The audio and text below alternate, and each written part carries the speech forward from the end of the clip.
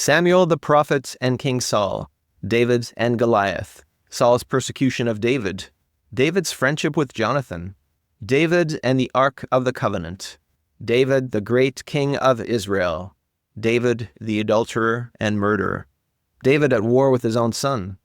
So many amazing stories in the books of 1st and 2nd Samuel. Join me today as we discover how God, despite human weakness and failure, turns the nation of Israel into an everlasting kingdom.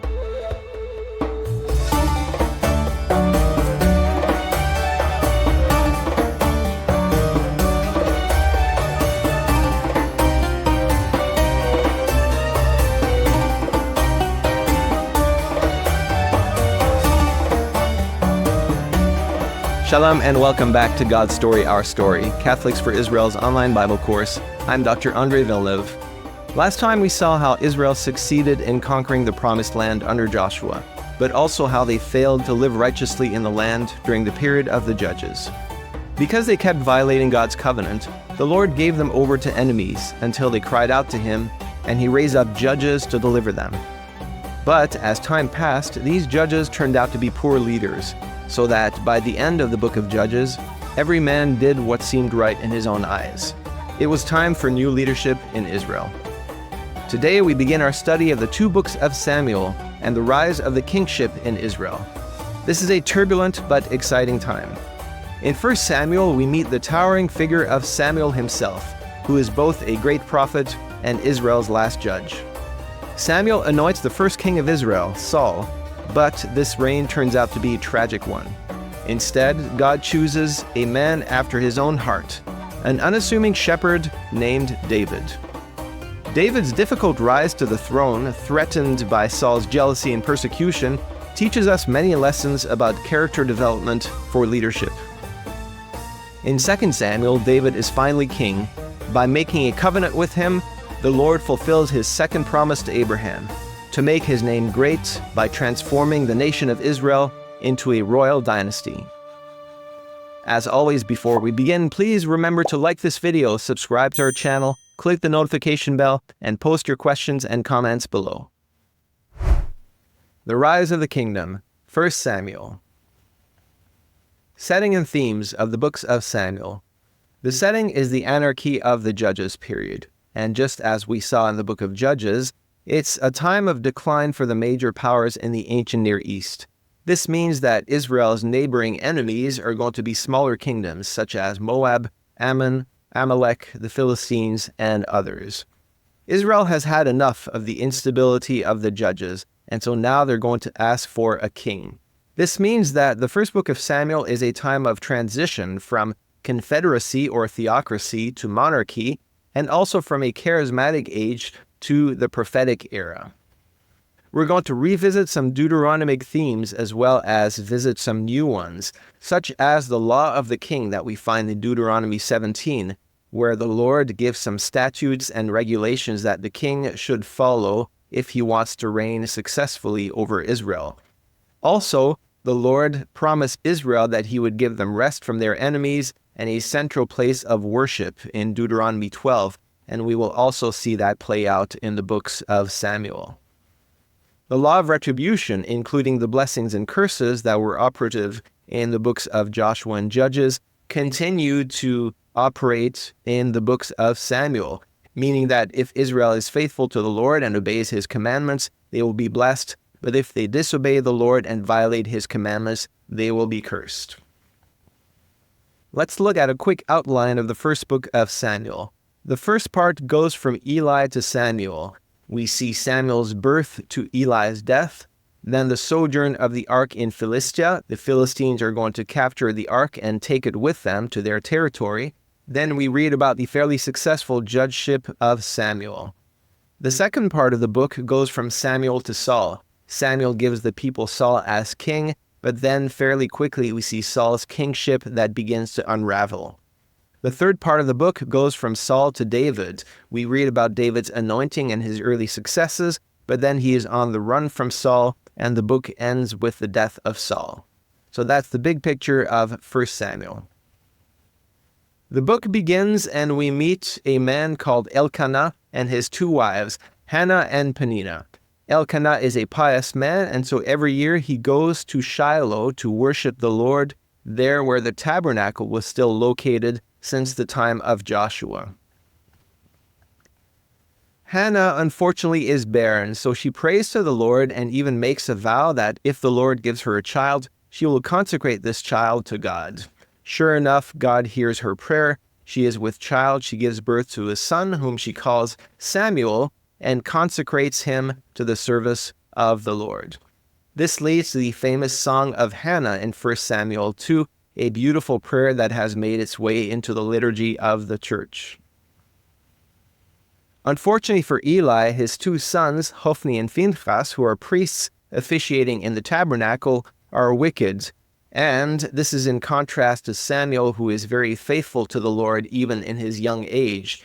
The Lord sends a man of God, an early prophet, who announces judgment upon Eli's house, and so his priesthood will not continue because of the wickedness of his sons.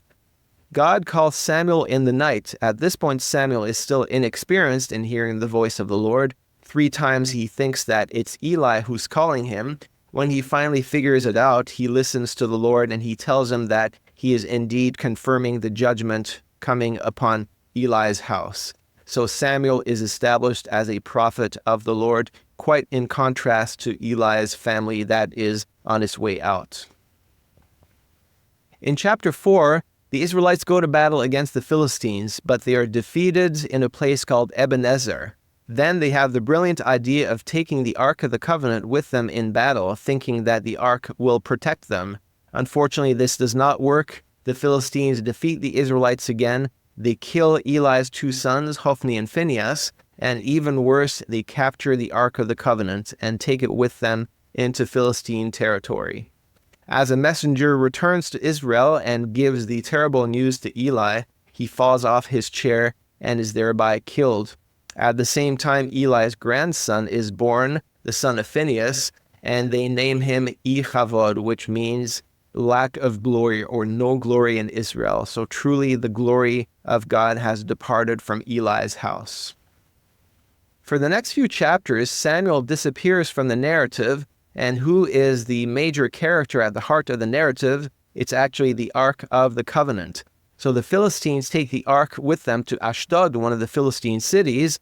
They put it in their temple alongside their idol Dagon, but this idol falls in the presence of the Ark a couple of times. The second time it is smattered into pieces, and then the people of Ashdod are afflicted with tumors. After some time, they've had enough of this, so they send the Ark away to other Philistine cities, to Gat and Ekron, but there also the people are struck with tumors. In the end, after 7 months, the Philistines have had enough of this, and so they send the Ark back to Israel, and it finally makes its way to Beit Shemesh, and then the Israelites take it to a place called Kiryat Yearim, just a little bit outside of Jerusalem. So there is Kiryat Yearim today, and here you can see the journeys of the Ark going from Shiloh, captured in battle over here in Ebenezer, taken to Ashdod, Gat, and Ekron, which is today in southern Israel. Then they return it back to the Israelites, and so it is retrieved here in Beit Shemesh and taken to Kiryat Yearim, and it's still going to take a few generations until it makes its way to Jerusalem. So the Ark is in Kiryat Yearim for 20 years. Samuel at this point leads Israel successfully to repentance, fasting, prayer, and sacrifice. So thanks to his good leadership, Israel has a time of relative stability, and they win some victories over the Philistines and even some territorial gains so that they expand their territory. At this point here in 1 Samuel chapter 7, we are told that Samuel is going to be Israel's last judge. And why? Because Israel now asks for a king. This, unfortunately, is prompted by the fact that Samuel's sons are also corrupt, so not unlike what happened to Eli's house. The people are dissatisfied with that, and so that's the context in which they asked for a king. At first, Samuel is greatly offended. God responds to him and says, "Listen, Samuel, don't take it personally. It's actually me they're rejecting, not you." Samuel goes on to give the people a warning, saying, if you ask for a king, be careful, because this king is going to tax you, he's going to oppress you, he's going to take your daughters as wives, and a king is not necessarily always going to be a blessing, but the people insist, and God grants their wish. So a great lesson to be learned here. Be careful what you pray for, because God may well give it to you, and what we pray for is not always what is best for us. So here we see a great example of God drawing with crooked lines, and so he will continue to move along the story of Israel, even when they ask for a king, which is essentially a type of rejection of God. In 1 Samuel chapter 9, we meet a man named Kish, and he has a son called Saul. Kish loses his donkey, so he sends his son to go and try to find them. And as he is searching for his donkeys, he hears of this seer called Samuel. Samuel is warned by the Lord that Saul is going to come to meet him. Samuel anoints Saul and gives him 3 signs to come, saying that indeed you shall be king over Israel. Even Saul receives a spirit of prophecy, and later in front of all the people, Samuel crowns Saul to be king in the city of Mizpah.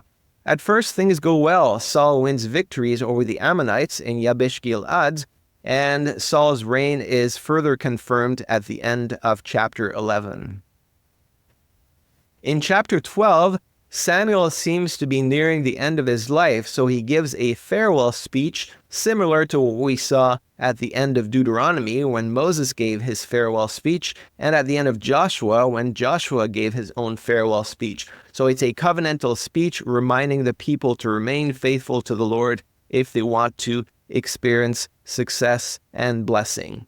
Interestingly, Samuel is actually not about to die. He will still play a very important role in the next few chapters, but then will fade from the picture as we move to the second part of 1 Samuel. Here's the map of Israel at this time, the kingdom of Saul and his wars. As you can see, Israel is expanding. They have a good size of the land across the Jordan, the land of Gilead, good parts of the Galilee, but the whole coastal area is still controlled by the Philistines. Now that we have a king in Israel, what is this law of the king that was prescribed in the book of Deuteronomy? So here it is from Deuteronomy chapter 17. When you come to the land which the Lord your God is giving you, and possess it, and dwell in it, and say, I will set a king over me, like all the nations that are around me, you shall surely set a king over you, whom the Lord your God chooses. But he shall not multiply horses for himself, neither shall he multiply wives for himself, lest his heart turn away, nor shall he greatly multiply silver and gold for himself. So 3 warnings to not accumulate weapons, wives, and wealth. Actually, this will not be a major issue for Saul, but we're going to see that later Solomon is going to violate these 3 prescriptions. The king is also to write a copy of the law, read it all his life, and learn to fear the Lord. That's going to be relevant for every single king of Israel. Are they going to be faithful to the Torah, to the law, or not? And tragically for Saul, we find that he does not remain faithful to the Lord. There's another battle against the Philistines, and Saul offers unlawful sacrifice. Saul is not a priest, he is a king, and so he's not allowed to offer sacrifice. The Philistines carry out raids against Israel, and then Jonathan, whom we meet at this point, Saul's son, battles against the Philistines and other nations, and here Saul makes a rash oath. In the midst of this war against the Philistines, he says, whoever eats on this day shall be put to death. Sure enough, who eats? Jonathan has not heard of his father's oath. In the midst of battle, he finds some honey and eats a little bit of the honey. And in this way, by eating honey and violating his father's oath, he places himself under a type of curse. Saul defeats Amalek. He captures the Amalekite king Agag, but he keeps Agag alive as a prisoner. The book of Deuteronomy stipulated that Israel was to put to death the Amalekites, who were the arch-wicked enemies of Israel. Samuel shows up and he is not pleased. This is what he says. You have done foolishly. You have not kept the commandment of the Lord your God, which he commanded you. For now the Lord would have established your kingdom over Israel forever, but now your kingdom shall not continue. The Lord has sought for himself a man after his own heart, and the Lord has commanded him to be commander over his people, because you have not kept what the Lord commanded you. So 2 infractions here on the part of Saul. First, he offers unlawful sacrifice, and second, he does not carry out the laws of Cherem, of annihilating the Amalekites in the land. And for this reason, God is going to reject Saul with these famous words, "To obey is better than sacrifice." And so Saul, it was not all that important for you to offer sacrifice to the Lord, to go by your own rules of war, but you should have carried out the commandments of the Lord. And so Saul is rejected, but he's still going to hang on to power for the rest of his life. But from this point on, we're going to see him rapidly decline. In the meantime, the Lord has sought for himself a man after his own heart. Samuel is sent to a man called Jesse, who has several sons, and as it turns out, the youngest of these sons, David, is going to be anointed to be the next king. Saul at this point begins to be tormented by an evil spirit, and this is where he first meets David, and at this point David is very helpful. He plays the harp for Saul and soothes his spirit so that these evil spirits depart. So David is a humble man. He's a shepherd, he's a musician, he seems to have a kind and mild disposition, but also he learned to grow in courage as a shepherd, and he's soon going to demonstrate that in his first exploits. Most famously, the battle against Goliath. In a campaign against the Philistines, David kills the Philistine champion, Goliath. It's a fascinating story, this narrative of Goliath who comes and defies the armies of Israel, but not just the armies of Israel, but in fact the God of Israel. David is incensed at this Philistine's arrogance against his own God, and this is what gives David such courage to face the giant. With his sling, he throws a stone that strikes the giant on the forehead. He falls to the ground. David runs up to him and cuts his head off. So it's a great triumph for this young man who is barely known at this point in Israel. So here are the words of David to Goliath. "You come to me with a sword, with a spear, and with a javelin. But I come to you in the name of the Lord of hosts, the God of the armies of Israel, whom you have defied.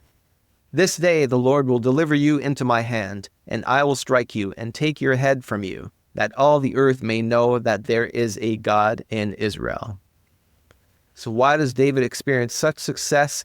Because it's not about himself. It's not about his own heroism, but he trusts in the Lord and really stands for the Lord and for the Lord's own honor in the midst of Israel. And this leads to his victory. So already we see a big difference between the character of Saul and the character of David. And this is soon going to lead to some tensions between Saul and David. David forms a beautiful friendship with none other than Saul's son, Jonathan, and they even make a covenant together. David's successes, especially the admiration he wins from the young women of Israel, earns him the jealousy of Saul, and so Saul tries to kill David a few times. David ends up marrying Michal, the daughter of Saul. So we see a really complex network of relationships here between Saul, who tries to kill David, but David is best friends with Saul's son and even marries Saul's daughter. So talk about a complicated situation. Jonathan intercedes for David and helps him to escape the wrath of his father. Saul tries again to kill David, and here it's going to be Michal, David's wife, who helps David flee to Samuel in Ramah. So David throughout all this time maintains his dignity. He does not become vengeful. He does not ever try to kill Saul. In fact, he has a few opportunities to kill him, but does not take these opportunities. So we see not only courage on the part of David, but also great patience, dignity of character, and humility, and that's really going to serve him later when he becomes king.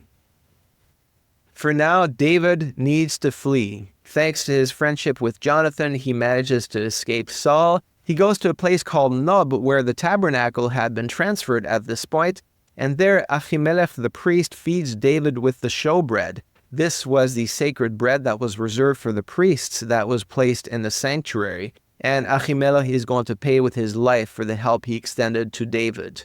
David then flees to Philistine territory, and he finds refuge with Achish, the king of Gath. And what's Achish going to do? David is his sworn enemy, the one who has killed the Philistine giant Goliath. So what does David do? He feigns madness. He pretends to go crazy so that he becomes a type of trophy for Achish in Gath. So here we see this absurd situation that David seeks refuge among the Philistines, the sworn enemies of Israel. He has to flee again, goes to a place called Adullam, where he gathers a band of supporters, then to another place called Chereth. Saul at this point is paranoid about David, so he pursues him all over, and one of Saul's allies or henchmen, Doeg the Edomite, tells Saul about how David fled to Ahimelech in Nob. Saul makes his way there, asks a few questions, and in the end orders for all the priests to be murdered. And so this Doeg the Edomite is going to murder the whole class of priests there in Nob. David is even betrayed by people he seeks to help, the men of a certain city called Keilah. So after he delivers them from attacks, he finds out from a word of the Lord that they are actually going to deliver him into the hands of Saul. And so David is constantly betrayed. He does not know who he is able to trust, constantly on the run from Saul, and still maintains his dignity of character. The pursuit continues. He makes his way to En-Gedi on the shores of the Dead Sea. So here's the map. As you can see, David runs all over the place. There is Nob, where he finds refuge among the priests, where Ahimelech feeds him. Then he goes over here to Philistine territory, to Ziklag and Gat, and then he makes his way to the Dead Sea over here in En-Gedi. David continues to prove his faithfulness. He spares Saul's life in En-Gedi a couple of times, and finally we're told that Samuel dies. So that's the end of the prophet, though not his last appearance in the book. There are still many stories in this fascinating first book of Samuel. We meet a foolish man called Nabal, and he has a beautiful and wise wife called Abigail.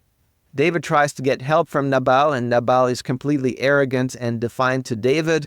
David plans to kill him, but Abigail saves the day, and she spares her husband from this massacre. Next thing we know, God strikes Nabal dead, and David, ever an opportunist, takes Abigail to be his next wife. David spares Saul's life a second time, and then David returns to join the Philistines. Achish, the king of Gath, gives him the city of Ziklag, where he can dwell with his men. David then leads raids against the Canaanites, but he lies to Achish, saying, "Yeah, today I went out and fought a battle against the Israelites." So he pretends to fight against the Israelites, whereas he is actually fighting against the Canaanites to win the favor of Achish, the king of Gath. Saul at this point is still paranoid about David, but at the same time he is threatened militarily by the Philistines, so he decides to consult a medium. He meets this woman in a place called En-Dor, and there he wants to speak to the deceased Samuel. Sure enough, Samuel actually does appear through the mediation of this woman, but he does not have very good news. He announces Saul's death on the next day. Saul at this point is completely terrified, but there's nothing he can do to change his fate. In the meantime, the Philistines don't allow David to fight with them against Israel. This is going to be a godsend for David because the next battle of the Philistines is going to be against the Israelites led by Saul and Jonathan. So thank goodness for David that he does not have to be part of this battle. In the meantime, the Amalekites raid Ziklag and kidnap some of David's people, including his wives. So David goes out on a retaliatory raid and is able to rescue his people and bring them back. Once again, we see David's strength of character, his courage as a warrior, but also his patience and his humility as he faces so many challenges in his life. We come to chapter 31 of 1 Samuel. There is a battle at Mount Gilboa in the north of Israel, and tragically the Philistines kill Saul's 3 sons, including Jonathan. Saul is mortally wounded. He asks a servant to kill him, and then it seems that Saul, in the end, kills himself. Saul's body is hung in Beit Shean in the southern part of the Galilee, and he is going to be buried in Yabesh across the Jordan River. So here's the map of Saul's final battle here on Mount Gilboa. He's going to be hung here in Beit Shemesh and then buried over here in the land of Gilead. This concludes our study of the first book of Samuel, including Samuel's leadership, how he anointed Saul, but how Saul was rejected because of his unfaithfulness. And we saw the rise of David, the growth in his character, in courage, in strength, but also in humility and in faithfulness to the Lord, not seeking out revenge against his enemies, but really trusting that the Lord would raise him up to the kingship in his due time. That is what we will study next time in the second book of Samuel. I will see you then. Shalom and God bless.